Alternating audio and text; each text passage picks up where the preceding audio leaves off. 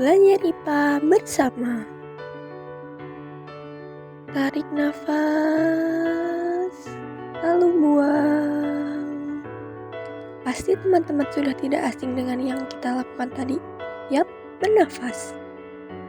Ketika kita bernafas, udara akan masuk melalui hidung. Kira-kira udara tersebut akan kemana ya? Coba berpikir.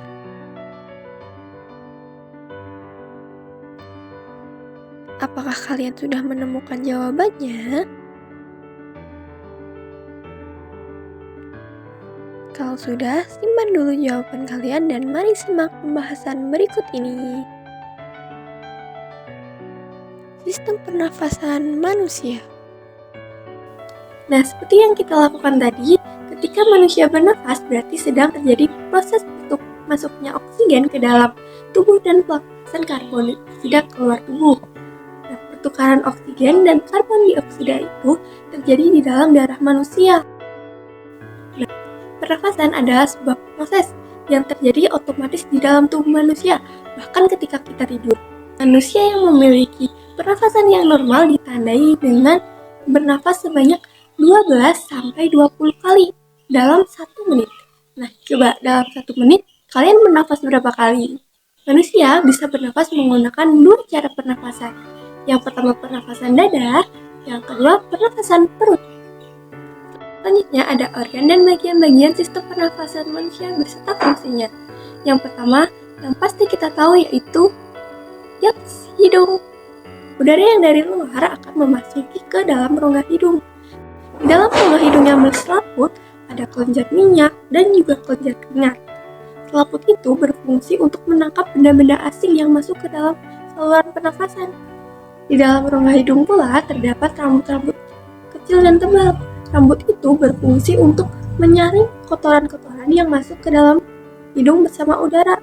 Selain itu, juga konka yang memiliki fungsi untuk menghangatkan udara dingin yang masuk ke dalam rongga hidung. Yang kedua, ada faring atau tenggorokan. Udara yang masuk dari rongga hidung tadi melewati tenggorokan yang memiliki 2 cabang saluran, yaitu pernafasan dan pencernaan yang terletak di bagian belakang. Nah, fungsi utama tenggorokan adalah menyediakan saluran untuk udara yang masuk dan juga keluar. Ya, ada faring atau pangkal tenggorokan. Pangkal tenggorokan adalah organ pernafasan yang berbentuk seperti saluran dan dikelilingi oleh tulang rawan. Pangkal tenggorokan ini memiliki tulang rawan yang disebut dengan epiglotis. Fungsi utama dari pangkal tenggorokan adalah sebagai tempat keluar masuknya udara dan juga tempat menghasilkan suara. Yang keempat, ada trakea atau batang tenggorokan. Tenggorokan adalah organ yang berbentuk pipa dan terletak sebagian leher sampai ke rongga dada. Batang tenggorokan memiliki 2 cabang. Cabang dari tenggorokan itu adalah bercabang-cabang lagi di dalam paru-paru dan menjadi saluran kecil-kecil yang disebut bronchioles. Pada bronchioles ada gelembung-gelembung kecil yang disebut gelembung paru atau alveolus. Nah, yang kelima ada bronchus atau cabang batang tenggorokan. Fungsi dari cabang batang tenggorokan adalah menyediakan jalan untuk udara yang ingin masuk dan keluar dari dan menuju paru-paru.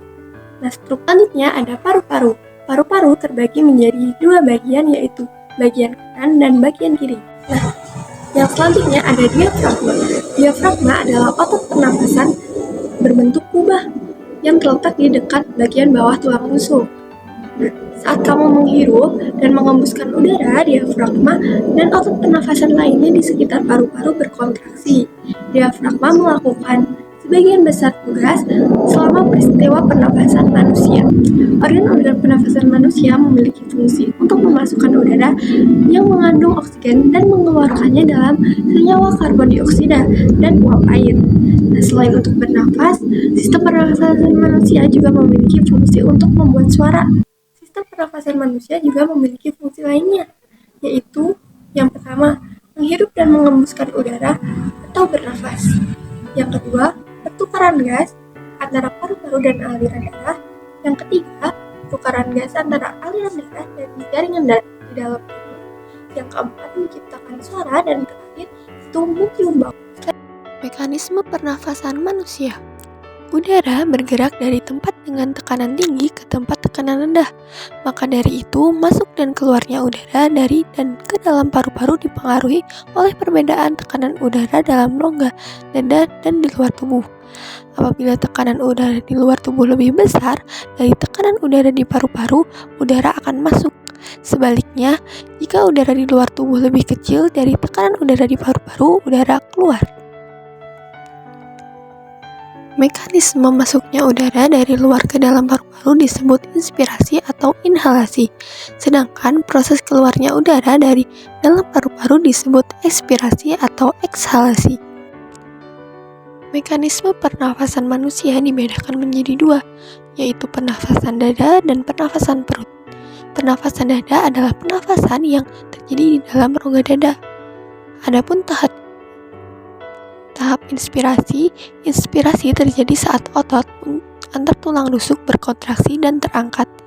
Ini membuat volume rongga dada bertambah besar dan tekanan rongga dada menjadi lebih kecil dari tekanan udara luar, sehingga udara dapat mengalir dari luar ke dalam paru-paru. Lalu tahap ekspirasi. Ketika proses ekspirasi, otot antar tulang rusuk rileks. Tulang rusuk akan kembali ke posisi semula, menyebabkan pengecilan rongga dada dan tekanan udara di dalam rongga dada meningkat.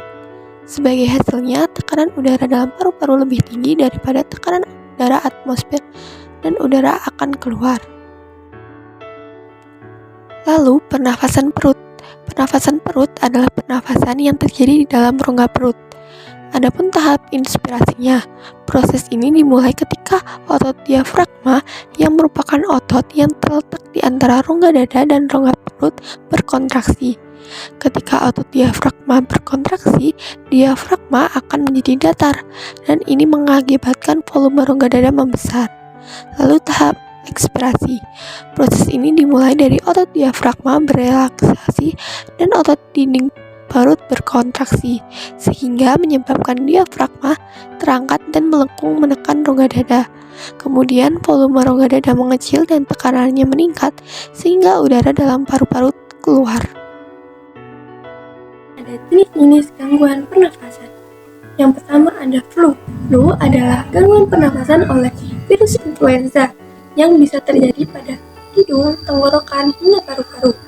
Gejalanya itu pilek, sakit tenggorokan, bersin-bersin, demam, dan kadang disertai batuk. Yang kedua ada asma. Asma adalah penyakit peradaban yang menyebabkan masalah pernafasan. Penyakit pernafasan ini terjadi saat saluran napas menyempit karena meradang atau tersumbat oleh lendir. Yang ketiga ada tuberkulosis. Tuberkulosis adalah penyakit paru-paru yang disebabkan oleh bakteri Mycobacterium tuberculosis. Gejala dari penyakit ini adalah batuk yang berlangsung lebih dari 2 minggu, yang kedua berat badan menurun, yang ketiga tidak nafsu makan, lalu kelelahan, demam, dan lain sebagainya. Yang keempat ada radang tenggorokan.